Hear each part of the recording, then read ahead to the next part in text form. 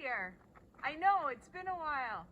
I did make a post there earlier this week that spoke about the fact that typically we make maple syrup here at Huggydubby Homestead. This year, we've decided to switch it up a bit. The time commitment of boiling off sap was something that we couldn't do. So we decided to do something a little different, and that is try maple sap. Seeing that it's March break, I recently did some reading and discovered that this holiday for the school year was actually put into place in order for children to go out to the sugar bush and help their families in the sap season. I've got Millie here interested in what we're doing today, and so what I'm going to show you is how we will be tapping the trees in order to do this collection of the sap here in our sugar bush.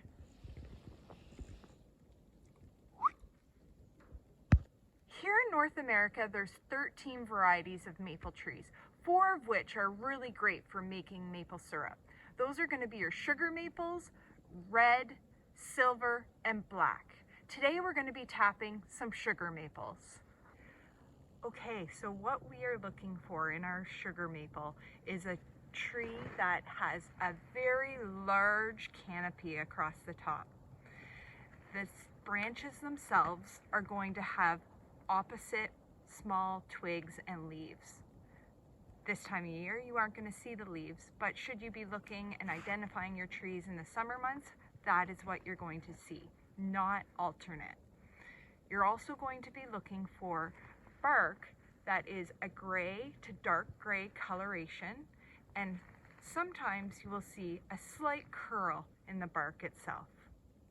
It takes 40 years to get a tree to grow in diameter in the size that you require to tap it once. So in order to tap this tree here, which is measuring at 16 inches in diameter, we're only going to be able to put 1 tap into this tree. If it was between 20 to 25 inches in diameter, we could add 2, and anything over 25, we could add 3 taps to that tree. The way that I measure this is by using the length from my wrist to my elbow. I know that that's 10 inches in diameter. If you want to bring out your trusty tape measure, you can do that as well. This here is a hole that was drilled last year. You aren't going to use the same hole when you're tapping your tree the following year. And the reason that is because this is like a scar that is very similar to us as humans.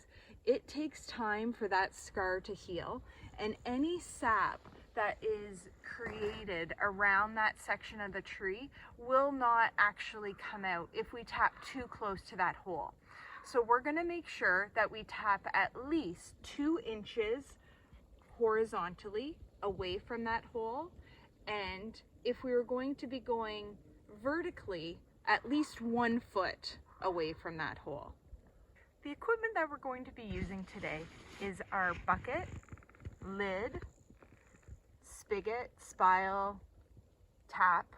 It does have different names. We're using this piece of wood instead of our traditional rubber mallet, as it's a long way back to the house to go get our mallet. So we're going to be using that piece of wood today. Millie is very interested in the camera right now, as you can see, wanting a little attention. Don't you, Mill? The last thing is our drill. Our drill bit is important. This size is going to be a 5/16. You can also do a 7/16, but today we're using the 5/16 as it has been shown that the hole that you drill into your maple tree will fill in a lot faster and heal quicker. So this is the one that we're going to be using today because it does not affect the amount of sap that comes out of the tree. Now, on top of the actual drill bit itself, you're going to see a couple of marks. I have put a mark where it indicates that it's 1.5 inches deep on the bit, as well as 2 inches. When we tap birch trees here today, we're going to go 1.5 inches deep. The maples, we're going to go 2.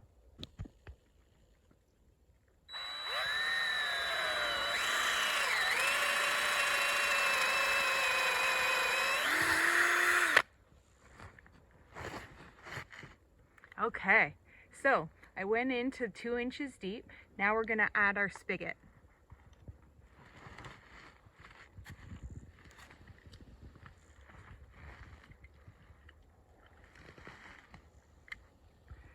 The one thing you do want to make sure of is that your hole is emptied of any debris. So I'm just going to go grab a little stick here and make sure I pull out any extra debris.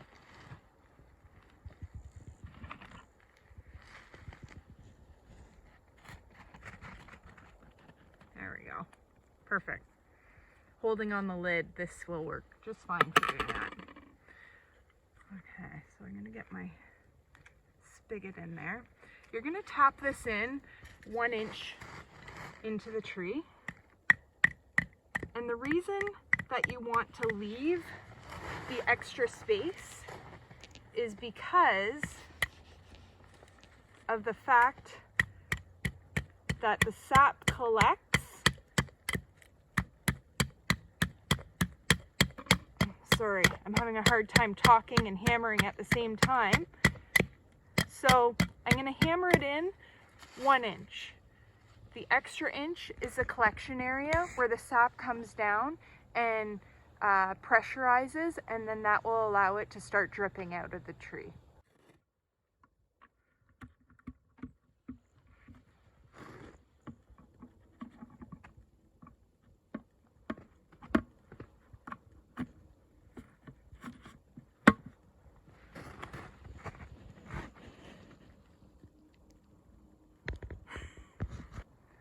One tap of a maple tree will produce 1 gallon of sap a day. You need 40 gallons of sap to create 1 gallon of maple syrup. In order to get 1 gallon of birch syrup, yes, you need 110 gallons. What a large quantity. We're going to tap one of these trees just in order to try some of its sap water.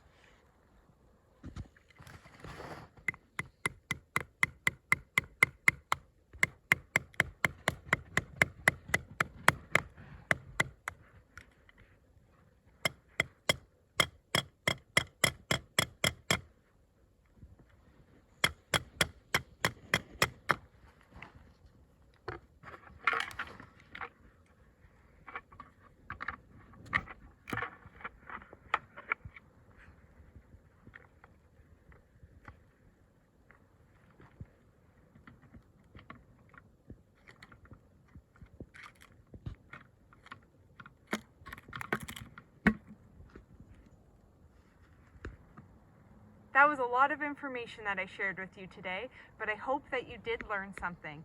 In summary, we have tapped 3 maple trees and 1 birch, with the hope that we can try 2 different varieties of sap water this year. We look forward to sharing that with you when the time comes, the temperatures start to rise, and the sap starts to flow. Thanks again for joining us here on Huggydubby Homestead. Bye for now.